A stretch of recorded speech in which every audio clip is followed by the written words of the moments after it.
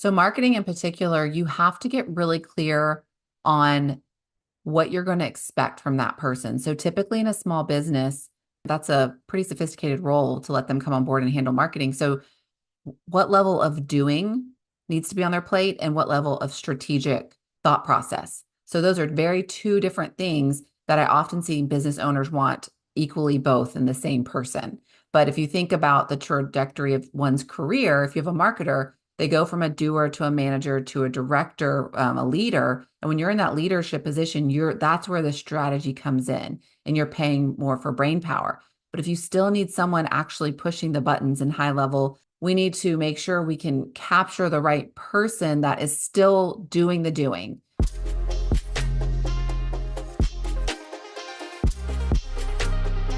If you're tuning in now to Laura and I, we've got a jam-packed episode around a topic that there's a lot of opinions, theories, strategies, and ideas about. But I've brought Laura, an expert, on to just give us what she does for her business, for her clients. So help me welcome Laura Couvillon, CEO of IntegrateUp. She screened over 30,000 candidates and has helped over 160 companies find top talent. You know, the A players that you're looking for that you don't find just in a Facebook group or in a message group. They're usually by referral or they raise their hand and they're very expensive to bring on. So we're going to walk through that today. Our name of our episode is Attracting Top Talent No Matter the Size of Your Business. So if you're a marketing agency, a SaaS agency from beginning, middle to expert, all of this is going to be applicable to you. Laura, I know we can go in depth on this, and we have a nice solid 55 minutes of really giving everything we can to our audience to do it themselves or to hire you and your team to do it for them. So there's options. We've come up with three topics that we want to take home, and the first one is how to turn on your top talent radar. Second one is finding the right person for what you need done in your business.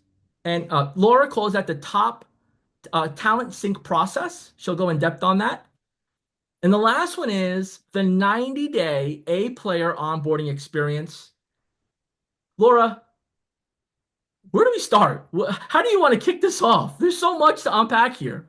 Oh my gosh, there's so much to unpack. I love how you said people have a lot of opinions about this because it's true. People like to fall into the syndrome of hiring your brother's neighbor's cousin, and that's kind of the effect of hiring from your Facebook group. But when you go that route, there's so much risk, and money being a big one and time being a big one. But when you really strategically look at how you're going to build your team and the strategies you're going to go about doing that, you will achieve marketing goals, revenue goals faster than you could by just simply posting in a Facebook group that I need help here. So the points we're going to talk about today will really give you a strategic roadmap and steps to take for you to do that thoughtfully, especially as the end of the year. You know, end of the year, a lot of people go into planning for 2025, planning for the next quarter. You know, we have this last quarter, crush it, whatever you want to do. But you need to take a moment to strategically plan your team alongside with your growth. If you add 50 new clients to your SaaS product in Q1, that's going to grow customer service department. So there's an effect there. So I'm excited to dive in, and I guess we could start at the top, at the top talent radar. Absolutely. And, you know, I might interrupt you here and there just Okay. because as I'm looking at the comments here, any questions that come in, I just want to make sure we try to grab as much of the questions people have, right, at all different levels. But also, I'm going to look at this from a beginner's mindset because typically a beginner might jump into a website and buy a subscription and hope for the best, or they might be bold and jump onto LinkedIn and find out that their credit card gets charged 900 bucks, right? Because they forgot to turn off the ad or they didn't set everything up right. So doing this the right way from the start, as we were talking offline, is so important. So how to turn on the top talent radar with such a creative way people are positioning themselves. How do we unpack that? Yeah, so this really starts before you even hire anyone. So I've worked with numerous companies and we like to put the company hat on our head. So we really represent the company. And I will tell you from that experience, recruiting and hiring is so much easier when that company's brand is known, is respected, um, is, and when I say known, it's not known like Coca-Cola. It's known by the company and it's exemplified in a way that's clear. Um, and people can feel attached to it or unattached to it. So really the recruiting and hiring process starts very similar to marketing. You are attracting people that want to be on your team. And if you've done this well, you know what I'm talking about. You have fangirls and fanboys out there that message you and say, "Oh, I want to work with you. When's your next opening?" That sort of thing. And then you want to repel the people that would not do well in your company. And this all is designed around culture, what your brand stands for, who you're serving, your client base, who your leader is. Are they really casting out vision, not only to the company, but to customers? And so everything you're putting out on social, on your website, however it is delivered, not only are clients seeing that, but future prospects in terms of team members. And the branding aspect of it is sometimes overlooked, right? We just think that, well, let me not speak for everybody, right? There's different thoughts, processes around how you position, right, an opportunity, how you put people through a process of interviewing or a pre-screening, etc. Um, could you just share a little bit, about how to have the starting point, right? Like, how do you just start, right? If you want to do this yourself, what are some things you could do to kind of do it right from the start? And then at what point or what clues do you get that I need to have a professional help me with this type of thing? Yeah, so if you just want to start and solve a pain and something you're probably feeling is you're probably working late nights, you're probably overwhelmed, your to-do list is a mile long. And so that's where you want to start. A really tactical way to dig into that is to do a time study of yourself. Nobody likes that. That's not fun, where you write down every 15 minutes what you're doing, but you could just create a list of all of your responsibilities, all of your tasks, and then group them together. Operational tasks, financial tasks, delivery, marketing, sales, etc. And then that will be the formation of the first role you need. And if you have a team here, and you hear departmental heads or you hear team members saying, "I'm overwhelmed, I'm working later, I can't get to that," those are clues that there needs to be an additional team member brought on to relieve some of that. Because just like customer happiness scores you track, you want to look at team happiness scores. And if you're overworking someone, overloading them, they will burn out and they will leave you. And so you want to retain them, and then you want to provide relief for them by bringing on new team members. So looking for those clues and then writing down everything that is on that person's plate and what can you form together as a next role. We don't want Frankenstein roles where they're in charge of bookkeeping and booking sales calls and answering customer service questions. That's not a good role because it's not replaceable. So you want to actually form a role in one of 5 departments I like to call delivery, operations, finance, sales, and marketing. And so that's where you really start, is to form the role that you need so you can go and find an expert in that, not just someone that says, "I can do that." Yeah, and for someone that let's break this down a bit. Someone that is seeing some success in their marketing agency. Maybe they brought on a top salesperson or a top performer, and they have new clients coming on that requires additional support. Um, and what are the options, or how would you advise them to go about with those roles, right? Like for example, we want someone that could do everything. Obviously, we want Sure. a all talent of all kind. In the marketing world, in your expertise helping find marketing managers, marketing directors, what are you finding that people are missing out on when they reach out to you that is not so obvious to them when looking for this type of top talent to lead their marketing department? So marketing in particular, you have to get really clear on what you're going to expect from that person. So typically in a small business, you still, when you're bringing up, that's a pretty sophisticated role to let them come on board and handle marketing. So what level of doing needs to be on their plate and what level of strategic um, thought process. So those are very two different things that I often see business owners want equally both in the same person. But if you think about the trajectory of one's career, if you have a marketer, They go from a doer to a manager to a director, a leader. And when you're in that leadership position, that's where the strategy comes in and you're paying more for brain power. But if you still need someone actually pushing the buttons in high level, maybe designing a page, whatever it may be, then we need to make sure we can capture the right person that is still doing the doing. So that could appear for someone who has startup experience, because if you work in a startup environment, you're not afraid to roll up your sleeves, get your hands dirty, sort of thing. But that's a really important thing to define specifically for the marketing role. And it's so important because, when it comes to bringing someone to do the doing, and I've never been in recruiting or any sort of HR like you have shared in detail, but I know enough to be dangerous, right? And the way I look at it is, all right, someone that is competent to jump in high level, create something on demand, be able to execute it, know how to respond back to somebody, and eventually at least point it to a sales process or also do the sales appointment. What you're saying is that, and what I believe, what I'm taking from you is you have to be more specific and set those expectations to get truly a professional that's going to be able to do the work, right? Because anybody could say they could do it all. Oh, yeah. But I mean, what you're seeing, like the top talent, like what's the top talent looking for when they look at a job description, right? Or they look at a marketing company that is doing well, or maybe they're Inc. 5000, maybe they have revenue, available to be viewed online. What is the top talent looking for in that company for them to want to work with them? Yeah, going back to they look at a lot of things. They look at the mission of the company and how well they stand by that. They're looking for stability, especially in the last several years of the job market with massive layoffs we've seen from a lot of tech companies. So they're looking for stability. How long have you been in business? What's your growth plan? Have you done massive layoffs recently? And they're looking for clarity, specifically in the job description.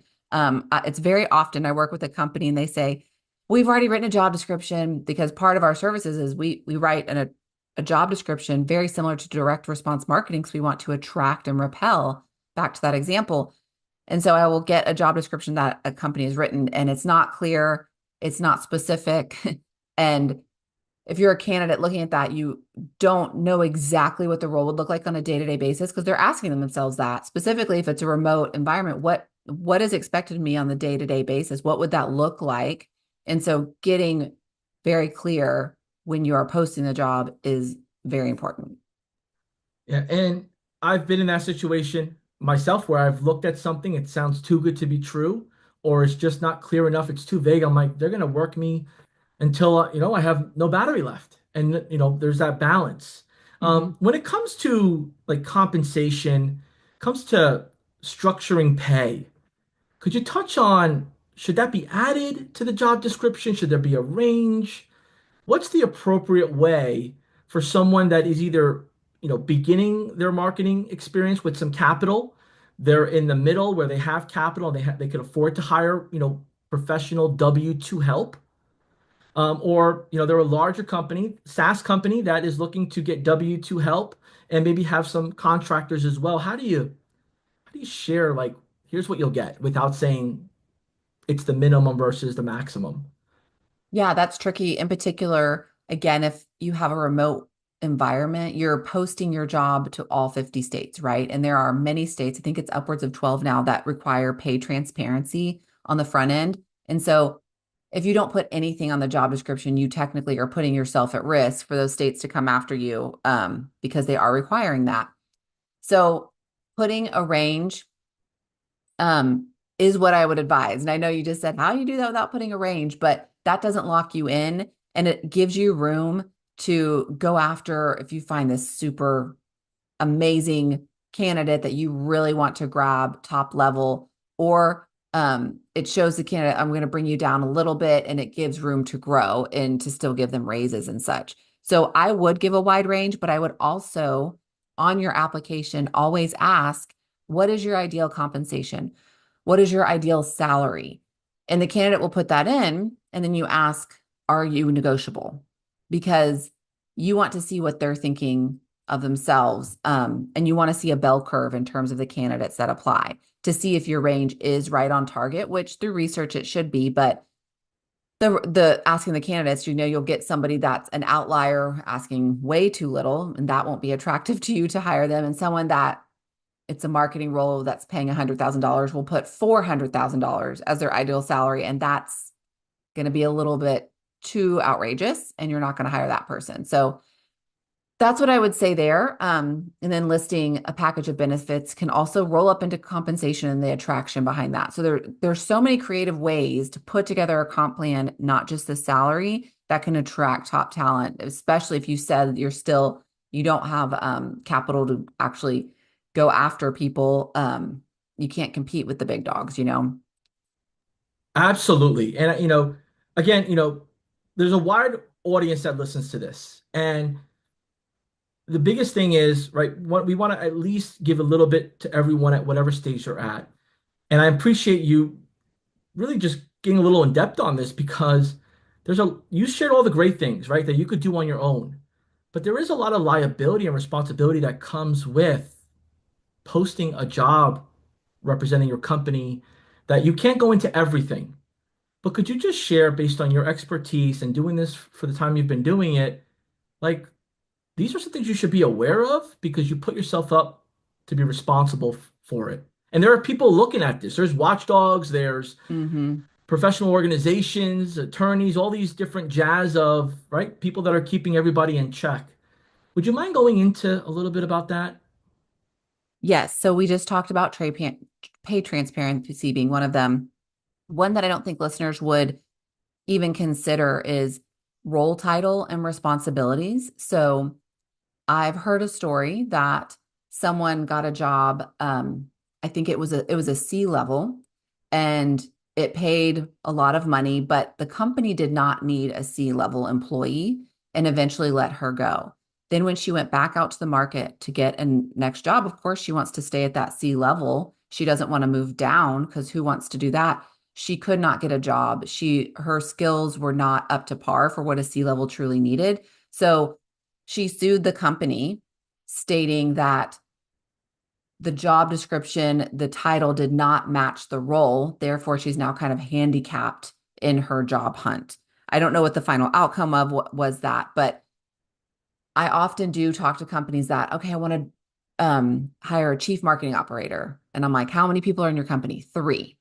Okay, we probably don't need a chief of anything quite yet because you don't even have layers to your organizational chart. So understanding role title, role responsibilities, and being really realistic and clear because you are now on someone's resume and it is part of their career path. Another thing that I'm sure everyone thinks is the obvious that was they're expecting me to say, and I will say, is discrimination. That's a very broad term. That's probably the one that could get you the most in trouble. And there's so many rules and laws around this, but you just essentially can't discriminate on anything. When you're asking questions in interviews, I've worked with companies that are Christian based, right? And we serve people that are Christian, so we want Christians to join our team. And you can't straight out ask somebody that. That would be discrimination, right? And so you can ask culture-based questions that will pull out more softer things around them. And if people on an interview give up information, number of kids, or I'm married or whatnot, then that's information you can take, but I still wouldn't even document it because if you're in an interview and you document, oh, Susie has 2 kids, and then you end up going with Bill, not Susie, and Susie could, and again, risk is just right. Crazy things can happen. And I know we've all had those stories, but Susie could sue you for not hiring her. And then there's documentation that you wrote down she has 2 kids. Bill got the job. He's single, no kids. So she could make the case that you didn't hire me because of 2 kids. Now I know it feels like I'm getting way into left field, but again, you ask, these things do put you at risk. And so you want to be very careful that you don't have any tracking of anything that can be discriminatory. So that's another big one. And then the last one I'll say is W-2 versus a contractor. There are a lot of laws in the US around contractors and how you can treat them and how you can not own their time and they can work whenever they want to work. And so being really clear on, do I need an employee?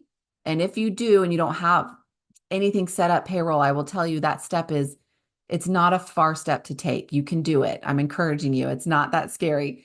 But if you truly, this person can work at midnight and you don't care, then let them be a contractor. But just be really clear when you're hiring, because that can put you at risk as well.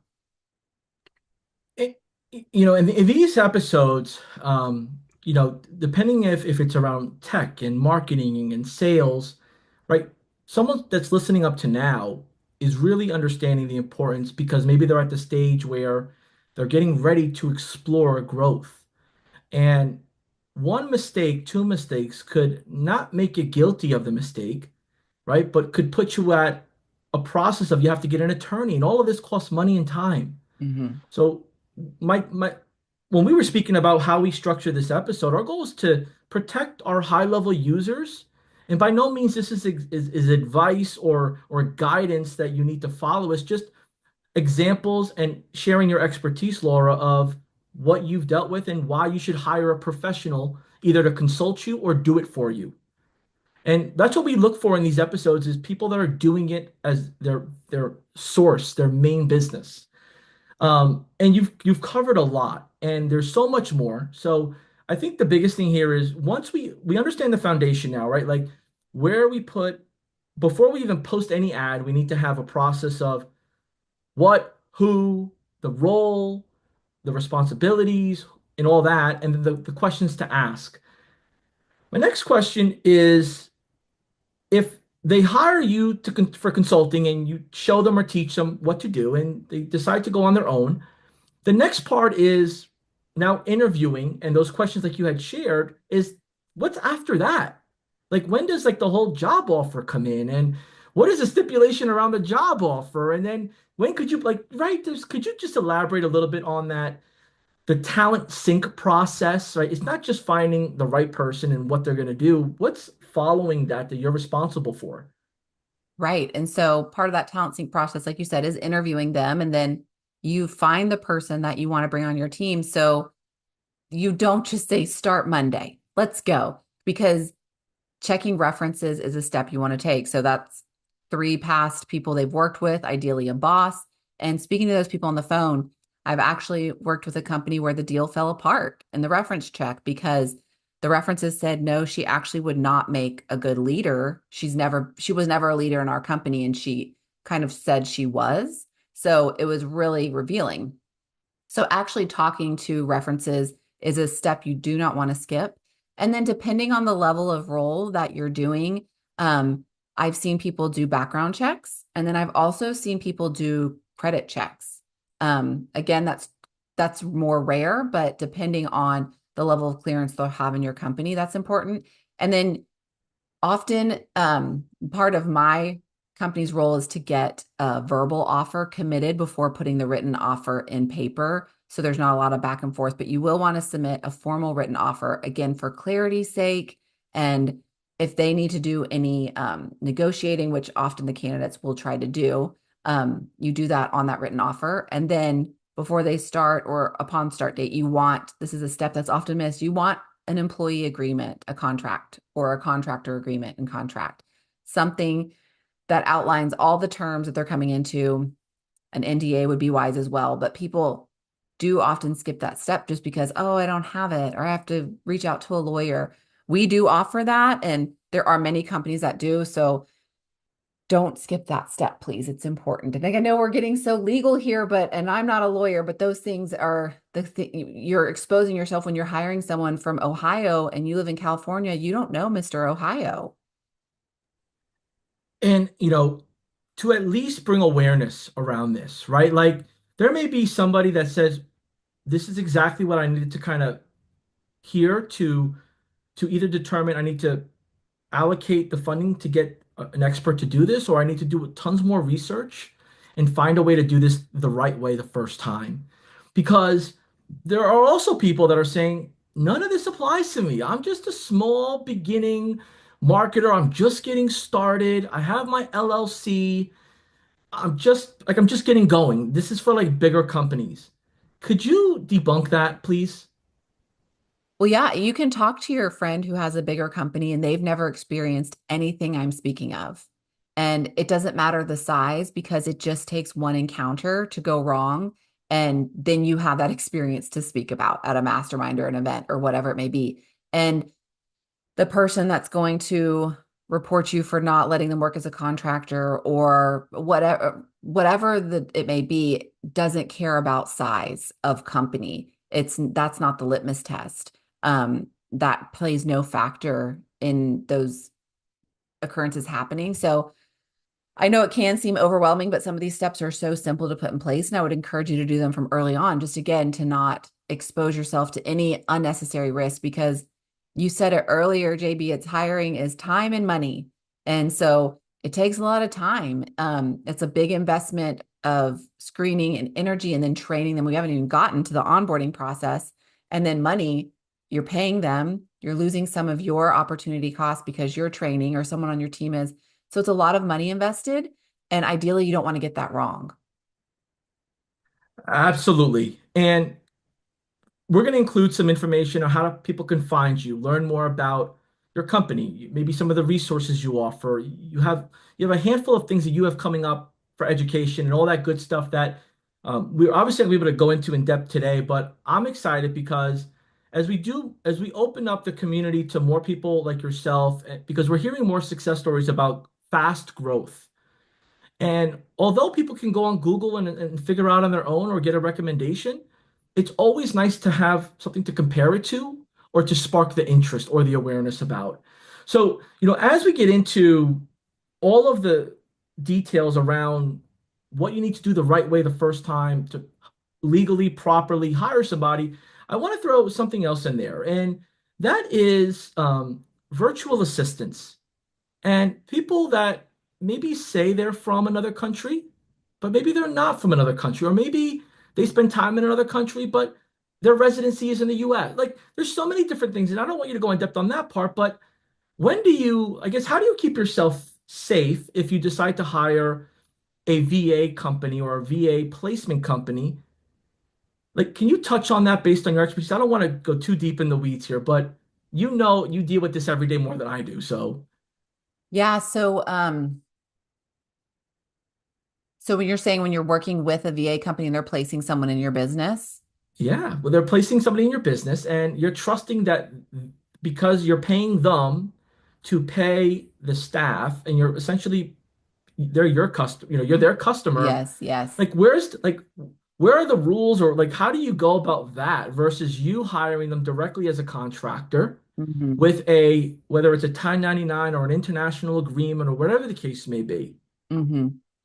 When you, so there's pros and cons to both. When you work with a company that places directly in your business and, or not directly in your business, rather they come into your business and you're paying a company to pay them.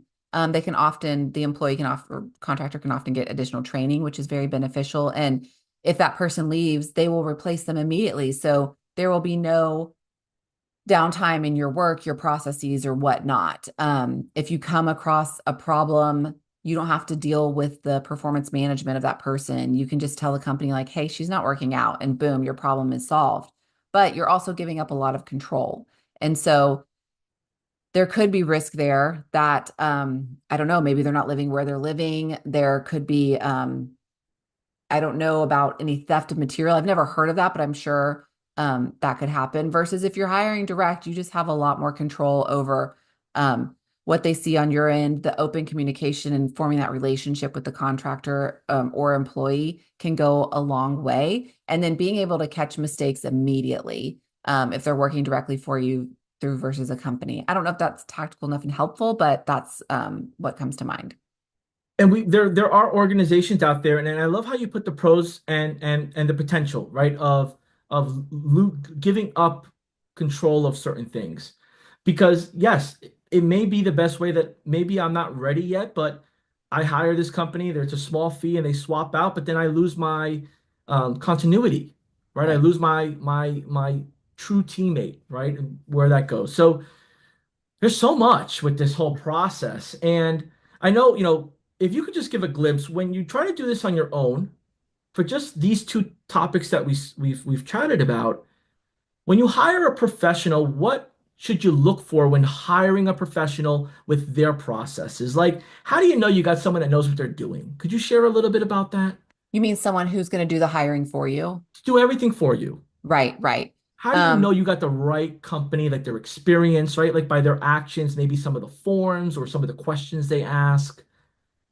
yes. So I always say you hire first for culture and a close second for skill set. So what you would want a company to do with you in the beginning, and entrepreneurs usually don't like this or business owners, is it's a fact-finding mission in the beginning. The company you're working with should pepper you to death with questions, learning about your business, learning about your needs, learning exactly about the role, the nuances, what you're looking for, what hasn't worked in the past, why did you hire someone in the past, asking you questions to where when it's over, you're like, oh, okay, finally it's done. But it's such an important step. And if they're not doing that, if they simply say, oh, I know what you need and we'll find it, that's a red flag to me because they might not fully understand that this person needs to specifically understand the affiliate section of high level and they just get you a high level expert that's never worked in that section, right? So it's very important in the uh, first part of the process that they get very clear with you.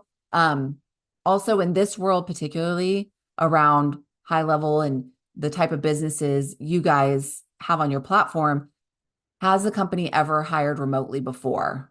That's often I work with companies that are like, oh, I worked with someone in my hometown. It didn't work out.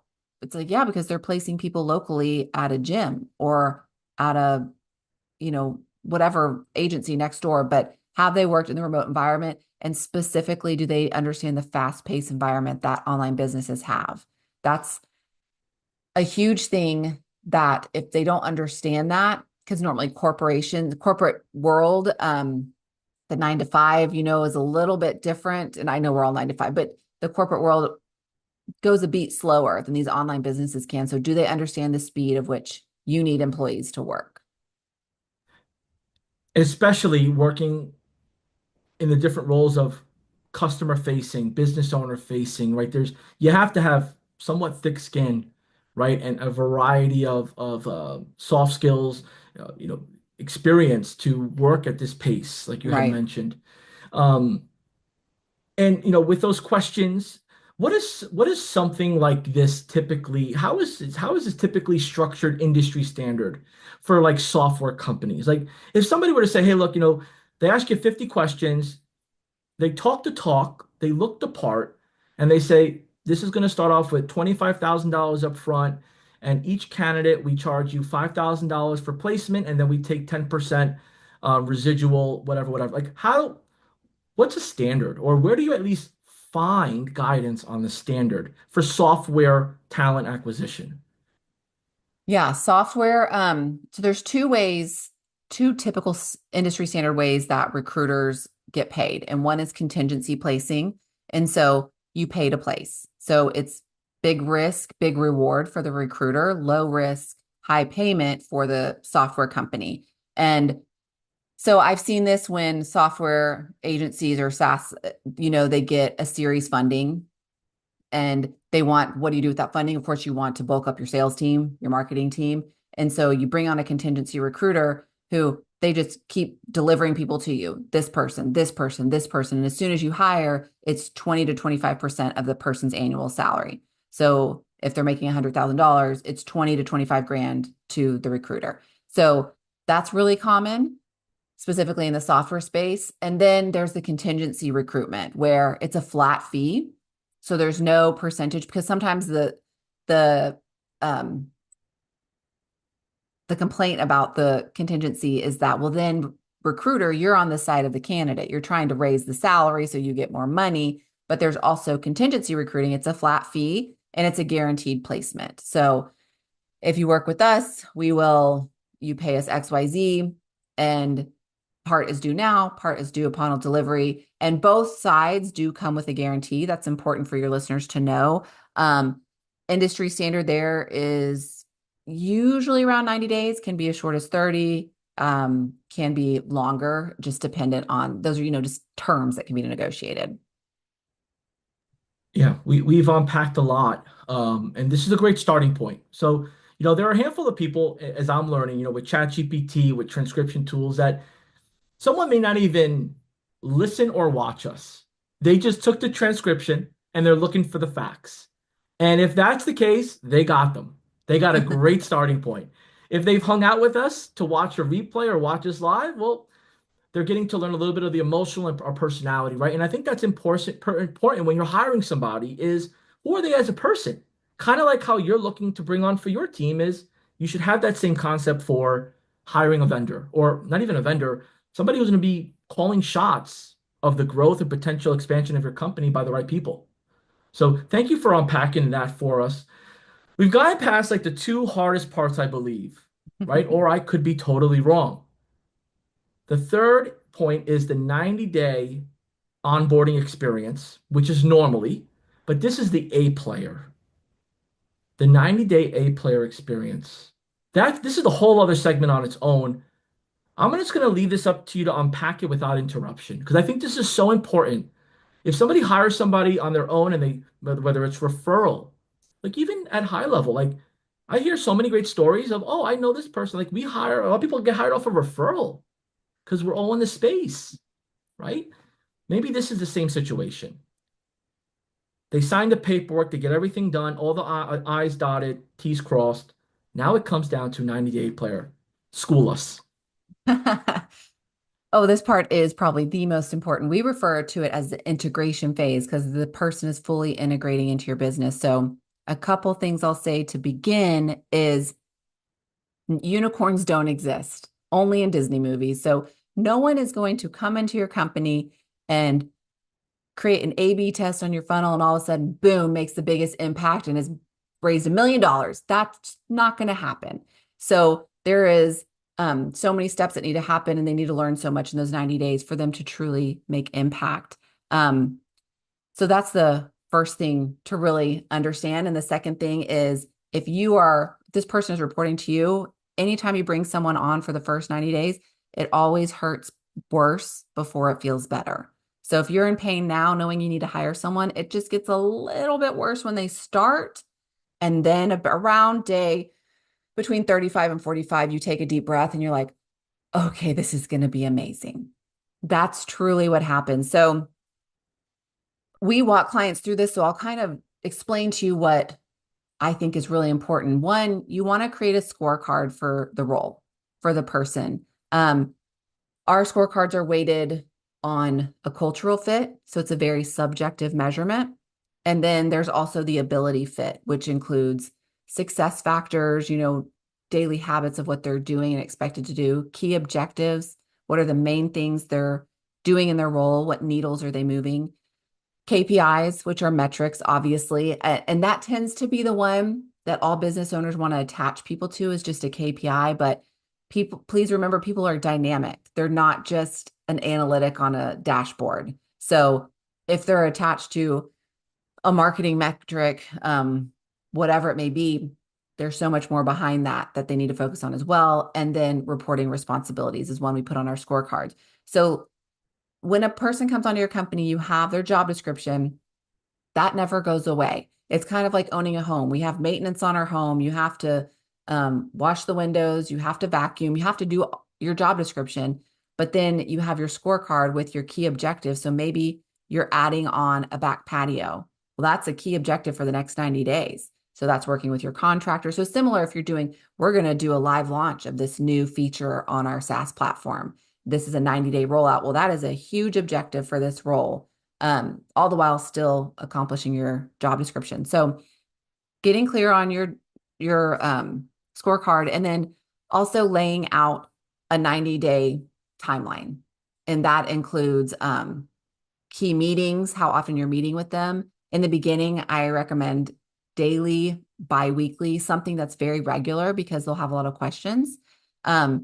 You want to create a learning plan. So in the event there ever is downtime, maybe it's a Friday afternoon, what can they be watching or learning? Maybe it's a course from your company internally, or maybe it's high level backend, FAQs, whatever it is, creating a learning plan they can reach, and then creating a culture plan. This is really important. I call it live culture. So every week discussing with the new hire a culture statement that's really important to your company and asking them to write down living examples of where they saw that played out.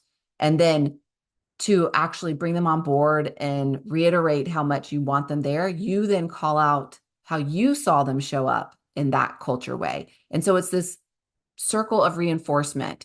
And to some people listening, it's like, yeah, yada, yada. I just want them to come in and book calls. That's all I care about. But again, client or team member happiness is a metric you should be tracking. It's really important to see if you're going to have retention because as much as you want them to book calls, imagine if they leave. That's such a pain. We've all been there, right? Your setter's gone and your salespeople don't have calls on the calendar because we can't get them secured. So that's a whole mess. So it's really important to pay attention to team member retention. And that culture piece is really, it's so much more than just giving people a gift card to Chipotle or having a pizza party. It's actually talking about what matters and why we're here and how people show up and reinforcing that. So the scorecard, the timeline, and then checking in the 90-day process, it's important to have that initial meeting where you show them the scorecard, meet again at the 30-day mark, the 60-day mark, and then at the 90-day mark, you have an official,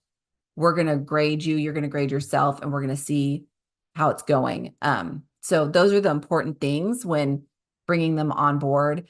And yeah, do you have any questions for that? Hopefully that was good. It was exactly what I hoped it was to be because, in this particular part, just you sharing what you share as a whole is much more important to our audience than questions about each different topic because this is something that like if essentially everyone just received like a quick, short consultation from you, right? Just here's the expertise. I don't need to, reword this for every customer. Like this is our core strategy. And these are the things you need to keep in mind of. And I think that's more important. I do have, let's say, two questions that can maybe help for someone that may be thinking about this in a different way. When it comes to an onboarding experience, is that something, if they were to have your company manage that, is that something you guys handle and Mhm. facilitate? Yes, it's something we handle and facilitate. And it's also something we've done because it's oftentimes companies will be like, this is unique. We've never done this. And so we'll go back and put the entire team through it and have everyone get on this scorecard system. So you do have a performance management system, which helps facilitate conversations between managers and employees, helps grade team members so you know if you have A players or if you're working with a C player and what you can do to raise them up, or heaven forbid, an F player, and you can see it clearly that you need to let them go. So yes, we do. And just like, our agency owners, our SaaSpreneurs that are listening, right? They're just like their customers are sizing them up on their process, right? The employees or contractors are sizing the person who's like the employer or the contractor person that's handling this, sizing them up. So like there's easy to go in depth on this. Like, what's the balance between if they try to do it on their own, like Zoom meeting trainings, e-learning, creating decks, like could you just go in depth on what really puts together a quality onboarding experience? Yeah, so having training set up on the front end, and of course, a beautiful website where it can be self-paced for the employee walking through it is again, equate it to the customer experience. It's a great team member experience. Having them attached to a buddy from the company that they can feel free to ask questions to because they're going to have those quote unquote, where's the bathroom question? And they might feel awkward asking, what was that acronym? I don't know what UGC is. And so asking that is really important and setting them up for that. If they're organizational chart speaking, if they're detached from the leader of the company, the visionary, the CEO, whoever it is, getting them time, whether it's in a group setting or one-on-one, just to get the vision casted is also a great experience because that will go a long way and fuel them for a long time to hear it directly from the visionary's mouth. Um, and so, yes, creating decks, presenting to them the handbook, and walking them through step by step. Because again, clear expectations so they fully understand PTO, they fully understand um, what's it called, holidays. And so that way they can sign off and you've covered your end that it's been very clear. They get paid on the 15th and they understand that. And they can sign off on it as well. So it is a lot of kind of housekeeping in the beginning, and the more decks you can create and trainings you can have around it, the better. But again, if you're building a bike while you're riding it, if you're building your company, it's okay to do it step by step and then create the process as you keep adding team members. And these are just parts that we can't get in depth now, but like compliance, right? Um, Obviously payroll and all those different items that are required. Does your company handle that or facilitate that process through the 90-day onboarding? With But just like, you know, communicating these items, like pretty much if somebody were to hire your company to handle this experience, would that be a service they can add? to handle the payroll, Yeah, like the pay, like for example, collecting their information, their ID, their for Social Security, you know how that goes, the whole I-9 oh yeah, process, all and that you know stuff. the stuff that's not fun, and that SaaSpreneurs and marketing companies they don't want to Don't deal want to with. do. They don't want to deal with We that. don't physically do that, but we can help facilitate it. And we have the tools and show them where to go to do it. But we won't scan it because again, our service is you directly hire them. They're a part of your team. And so we don't hold that information, but we can help facilitate that. Yes. Yeah, we've unpacked so much. I want to just pivot here briefly to the audience that's listening is using high level, or they're just getting into high level, right? As you're bringing on new hires, right, and you're documenting this information and you're showing them things, how have you seen a lot of your clients that are also high level users use high level for their business, for whether it's you know documenting or teaching or showing to their new hires? Oh gosh, that's an interesting question. And I don't want you to feel pressure to go super in depth. It's just you're one of those you're one of those folks that you're in the mix but like behind the scenes, Yes, like for sure. I asked about you to a few folks like, oh yeah, yeah, yeah, she's just she's sharp, right? Like it's almost like the hidden gem that you get to find out about you through referral, right? So Hmm. um how are you seeing people use high level to either manage their contractors, their employees, or maybe to hire specific roles based on their company to grow it? Well, one unique thing I have seen people do, in particular, when you're an agency and you always need the account managers, or you always need the customer service reps, or you always need the setters, just setting up a hiring funnel. I've seen that played out. And so the leads that come in, they put them in a specific pipeline and they go through them as they need. So they keep them warm. We're not hiring now, but they keep that funnel always active for when they do need to hire. I've also, in the same regard, those companies that do that, they find countries. So they'll use international talent and they find a country that they really like working with. And that's where the ad will be placed. So it won't just be broad, it'll be very targeted. So then they have a key list of people to go back to and say, now we have a position available. I'd like to invite you to take this assessment or whatever it may be. So that's been a unique thing I've seen happen. So powerful because when you think of hiring, you think I got to get an HR system now. I got to get this. I got to get that. And it just becomes an added expense sometimes. And it's so early stages. But I think the key takeaway here is keep that funnel filled. Yeah. Create the funnel, the nurture campaign, maybe include them into some public facing newsletters. Yeah. Absolutely. And Again, and to get them in love with your company. So once that job becomes live, you have people jumping on the opportunity. so much more powerful. And I think that could also help whether you go contingency or other ways, right? You get Hmm. to kind of control that because you have your candidates too, Right. which is nice. Thank you for sharing that. I didn't think of it like that. We think as marketers, we think funnel, funnel, funnel, new sales, new sales, new sales, but you could also use the funnel to keep team member happiness up. Yeah, absolutely. Right now that I think about it, I'm like, all right, surveys, right? Hmm. Communications, maybe short video. Oh, absolutely. That's fantastic. 100%. Yeah. Well, thank you for sparking that. How do you use high level? You've been around, and again, we all have our own strategies, but for your business, how do you go about just managing your day to day? Like, what's your favorite feature, or what are you looking into now to grow your high level operated business? So I use it for to keep my sales pipeline in. I feel like that's kind of obvious, right? Most people do. So that's a great feature. One that I'm not fully built out, but we are actively working on is your affiliate side because our company has been built almost like 95% on referrals. So we have a lot of referral partners and it started as a spreadsheet sort of thing. And so we did create a landing page where people can sign up through that. And then once they become a affiliate referral, then they would get resources to utilize, whether that's sharing with their customer base, sharing with private clients, or on social. And so they kind of get this, you know, array of things to share to Toolkit. help. Yeah, there we go. Toolkit, that's the word. Yeah. So that's the savviest thing I think we're working on right now that I would highlight that I'm really excited about. And also to even manage the funding and the paying and all of that is going to be great versus manual.